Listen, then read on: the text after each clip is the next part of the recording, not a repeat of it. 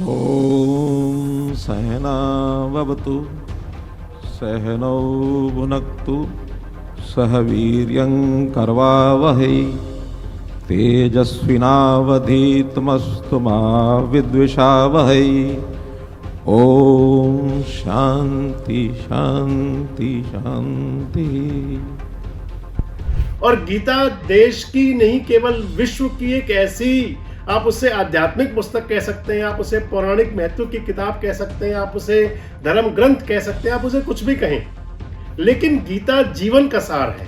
और आज अगर कह दें तो दो ऐसे नाम, दोनों हरियाणा की सरजमी से, और दोनों नाम कहीं ना कहीं भगवान श्री कृष्ण, योगीराज कृष्ण से जुड़ते हुए, और उन दोनों नामों ने गीता के संदेश को इतना अग्रेसित किया कि आज विश्व के हर देश के अंदर किसी न किसी रूप में गीता महोत्सव मनाया जाता है। तो हरियाणा के मुख्यमंत्री रहते हुए मनोहर लाल ने जो पहल की, मुझे इस हरियाणा प्रदेश का दायित्व मिला, तब हमने विचार किया कि कुरुक्षेत्र ऐसी एक हमारी धरती है जहां इस विषय को और ज्यादा व्यापक बनाया जा सकता है।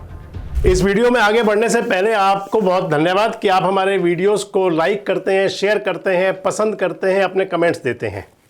इसके साथ ही आपसे हमने पहले भी कई बार एक रिक्वेस्ट की है, जिस पर आपका हमें साथ भी मिलता है। साइड में दिए हुए QR कोड को आप स्कैन करके हमें आप आर्थिक सहयोग भी कर सकते हैं, क्योंकि किसी भी संस्था को चलाने के लिए आर्थिक सहयोग बहुत ज़रूरी है, और ये हमें आप लगातार करते हैं, इसके लिए धन्यवाद। इसके साथ ही जो साथी हमें 4 अंकों में सहयोग करते हैं, हम उनके नाम अपने स्क्रीन पर भी प्रकाशित किया करेंगे। ये कुछ वो नाम हैं जिन्होंने पिछले दिनों में हमें आर्थिक सहयोग भेजा। दोस्तों नमस्कार, मैं संजय बग्गू और मौजूद हैं देश रोजाना के डिजिटल मीडिया मंच पर। कल 1 दिसंबर है, और 1 दिसंबर यानी कि कल मोक्षदा एकादशी भी है, और इसके साथ ही कल है गीता जयंती। कल यानी कि 1 दिसंबर को पूरे विश्व में गीता जयंती महोत्सव मनाया जाएगा, और जिसका प्रमुख जो केंद्र है वो कुरुक्षेत्र है। इस वीडियो में आपसे बात मैं करूंगा गीता जयंती को लेकर, गीता को लेकर, किस प्रकार से गीता के ज्ञान का प्रचार प्रसार पिछले 10 साल के अंदर कितना विस्तार रूप लिया। द्वापर युग का समय था, महाभारत के युद्ध में भगवान श्री कृष्ण ने कुरुक्षेत्र की सरजमी पर ही अर्जुन को गीता का संदेश दिया था। और युद्ध भूमि जिसे माना जा सकता है, और युद्ध भूमि से शांति का संदेश, ये अद्भुत संयोग कह सकते हैं इसको। और गीता देश की नहीं केवल विश्व की एक ऐसी, आप उसे आध्यात्मिक पुस्तक कह सकते हैं, आप उसे पौराणिक महत्व की किताब कह सकते हैं, आप उसे धर्म ग्रंथ कह सकते हैं, आप उसे कुछ भी कहें, लेकिन गीता जीवन का सार है। गीता आपको जीवन जीना सिखाती है, गीता आपको जीवन जीने की कला सिखाती है। गीता एक ऐसा ग्रंथ है कि जिस पर हजारों लाखों नोबेल पुरस्कार कुर्बान किए जा सकते हैं। गीता एक ऐसा ग्रंथ है कि जिससे व्यक्ति सीख सकता है कि उसको सुख और दुख में कैसे सम रहना है। गीता का ज्ञान तो भगवान कृष्ण ने दिया था, योगीराज कृष्ण ने, और वो उस युग की बात थी। और उसके बाद से लगातार चलते हुए गीता जी का संदेश जन जन तक पहुंचा भी। गीता जी को आप जीवन की पाठशाला समझ सकते हैं। गीता कर्म को महत्व देती है और सिखाती है कि फल की चिंता किए बिना निष्काम भाव से कैसे अपने कर्तव्य का पालन कर सकते हैं। गीता ऐसा ग्रंथ है जो ज्ञान और विवेक का भंडार है। ये जीवन की समस्याओं और भ्रांतियों को दूर करने में गीता बहुत मदद करती है। गीता भक्ति और प्रेम के माध्यम से भगवान से जुड़ने का साधन भी है, मार्ग भी है, और ऐसा ग्रंथ जो जीवन की चुनौतियों का सामना करने की शक्ति देता है। गीता मन को नियंत्रित करने की कला सिखाती है। गीता तनावपूर्ण संसार में आंतरिक शांति पाने के लिए कला सिखाती है। गीता जीवन के अंतिम लक्ष्य के रूप में स्वयं के वास्तविक स्वरूप को जानने और जीवन मृत्यु के चक्र से मुक्ति पाने का मार्ग दिखाती है। गीता के उपदेश किसी एक धर्म या एक संस्कृति या एक समाज या एक संप्रदाय तक सीमित नहीं है, बल्कि गीता सभी मनुष्यों के लिए उपयोगी और प्रासंगिक है। लेकिन जो मैं आपको बता रहा था कि पिछली 1 दशक से और उससे और कुछ समय पहले से, और आज अगर कह दें तो दो ऐसे नाम, दोनों हरियाणा की सरजमी से, और दोनों नाम कहीं ना कहीं भगवान श्री कृष्ण, योगीराज कृष्ण से जुड़ते हुए, और उन दोनों नामों ने गीता के संदेश को इतना अग्रेसित किया कि आज विश्व के हर देश के अंदर किसी न किसी रूप में गीता महोत्सव मनाया जाता है। और गीता जयंती आज से 1 दशक पहले भी थे। गीता जयंती को एक छोटे से कार्यक्रम के रूप में मनाया जाता था। उस गीता जयंती को, उस कार्यक्रम को जो हरियाणा से शुरू हुआ, लेकिन हरियाणा के अंदर ही उसको कहीं कोई पूछता नहीं था, मनाता नहीं था, समझता नहीं था। एक पुरानी बड़ी कहावत रही है कि जब तक किसी भी चीज का विस्तार नहीं होगा, जब तक उसको लोगों तक अग्रेसित नहीं किया जाएगा, तो लोग समझ नहीं पाएंगे।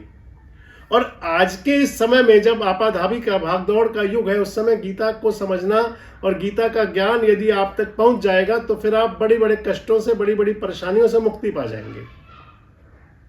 मैं आपको बता रहा था कि आखिर किस प्रकार से गीता का जो विस्तार और गीता का संदेश कैसे अग्रेसित हुआ, और हरियाणा के वो 2, मैं तो उन्हें महापुरुष कहूंगा, कि उन्होंने किस प्रकार से गीता के महत्व को जन जन तक पहुंचाया। सबसे पहले तो गीता मनीषी स्वामी ज्ञानानंद महाराज हरियाणा के उस जिले से आते हैं, यानी कि अंबाला जिला है, और अंबाला कुरुक्षेत्र से लगभग 40 किलोमीटर आगे होगा।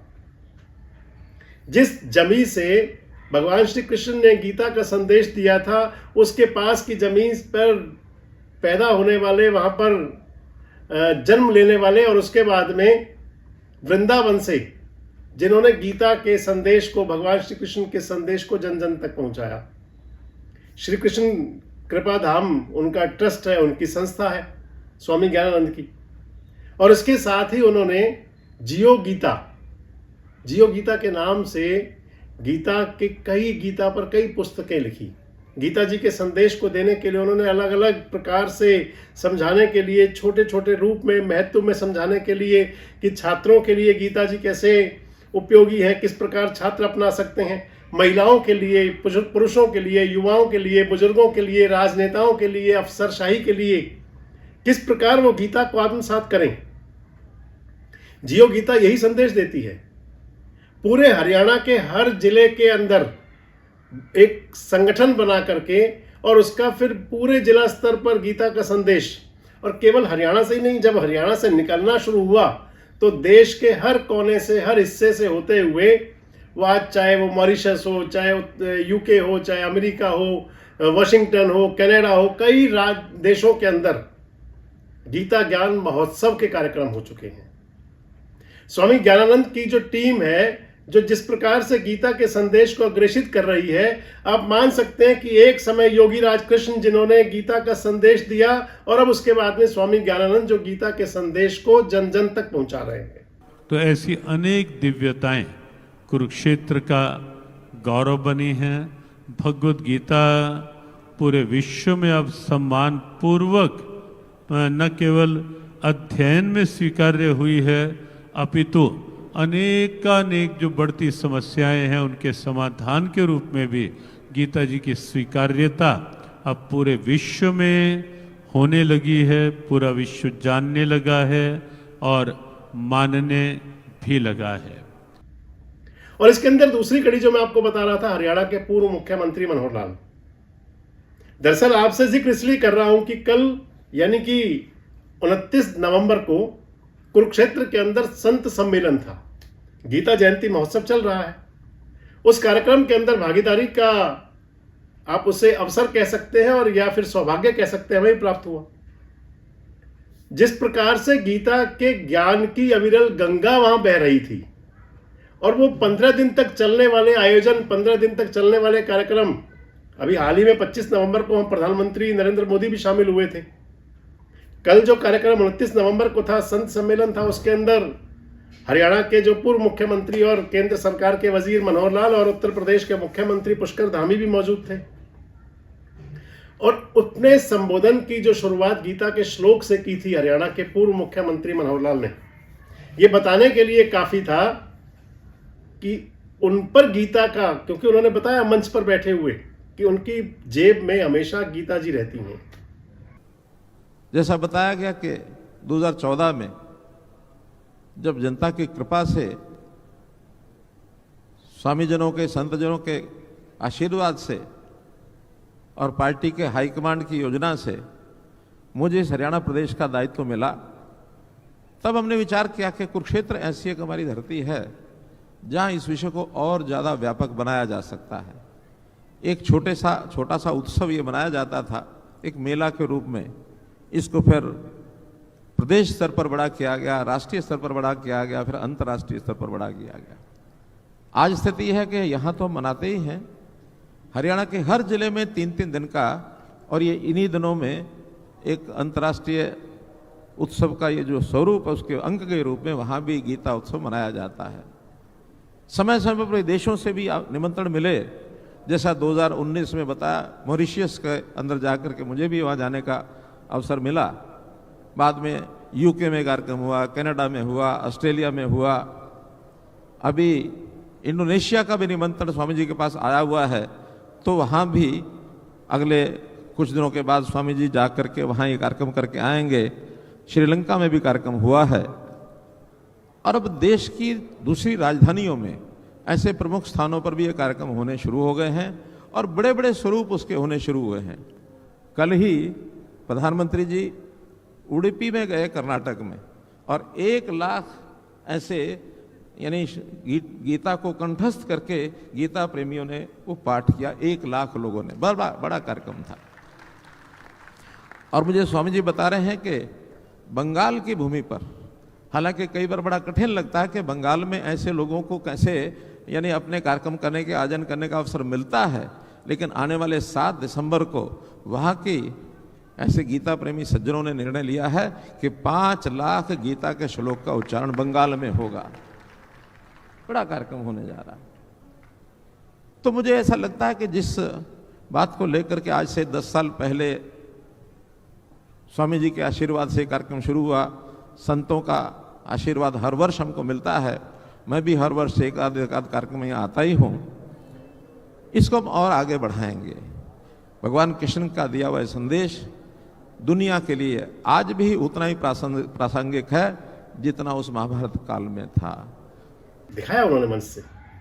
और जब मैं आपको बता रहा था श्रेय आखिर किस रूप में मनोहर लाल को जाता है, 2014 में हरियाणा के अंदर सरकार बनी थी, नवंबर 2014 में भारतीय जनता पार्टी की। मुख्यमंत्री बने थे उस समय मनोहर लाल, हरियाणा के मुख्यमंत्री हुए, और 2015 में विस्तृत रूप से कुरुक्षेत्र के अंदर गीता जयंती महोत्सव का आयोजन हुआ पहली बार, और वहीं से शुरू हुआ फिर हरियाणा के हर जिले के अंदर 3 दिवसीय कार्यक्रम का। जब तक हम अपनी संस्कृति, अपनी सभ्यता, अपने पुराण, अपने जो हमारी छुपे हुई विरासत है उसको हम युवा पीढ़ी तक अग्रेषित नहीं करेंगे, तब तक उसका प्रचार प्रसार नहीं होगा, और तब तक उससे लोग प्रभावित नहीं होंगे, लाभान्वित नहीं होंगे।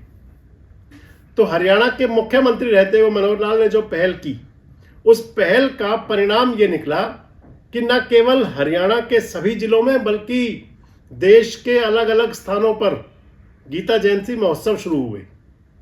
कोई जानता नहीं था कि मोक्षदा एकादशी के दिन गीता जी के पढ़ने पढ़ाने का, अगर गीता आप पूरी नहीं पढ़ सकते तो एक श्लोक, और एक श्लोक नहीं एक पंक्ति पढ़ने का कितना महत्व है।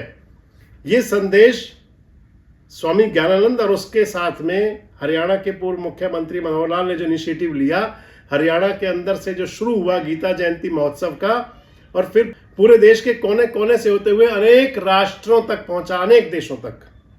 वो देशों के अंदर भी गीता का प्रचार प्रसार हुआ जो पूरी तरह से यूरोपियन कल्चर आप देख सकते हैं उसमें, उसके अंदर आप जो वेस्टर्न कल्चर जो है सारा, वहां की जो पाश्चात्य संस्कृति सभ्यता, और उसके अंदर अगर गीता के ज्ञान की गंगा बहती है तो उसका श्रेय आप दे सकते हैं स्वामी ज्ञानानंद और पूर्व मुख्यमंत्री मनोहर लाल को।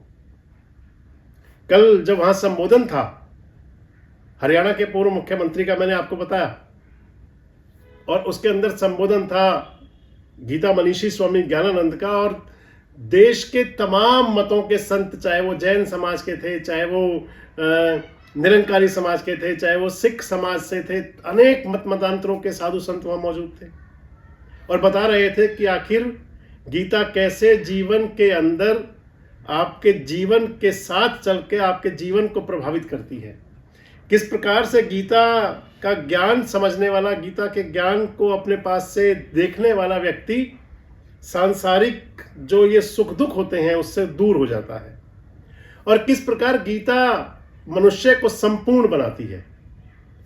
1 दिसंबर यानी कि कल 11 बजे आप भी गीता जी के श्लोक जरूर पढ़िए और इस गीता जयंती महोत्सव को अपने अंदर आत्मसात करिए। जुड़े रहे हमारे साथ, देखते रहें देश रोजाना। हमारे साथ जुड़े रहने के लिए सब्सक्राइब करें देश रोजाना के YouTube चैनल को और नई वीडियो की नोटिफिकेशन पाने के लिए बेल आइकन जरूर दबाएं। अगर आप ये वीडियो Facebook या Instagram पर देख रहे हैं तो पेज को लाइक और फॉलो जरूर करें और ज्यादा से ज्यादा शेयर करें।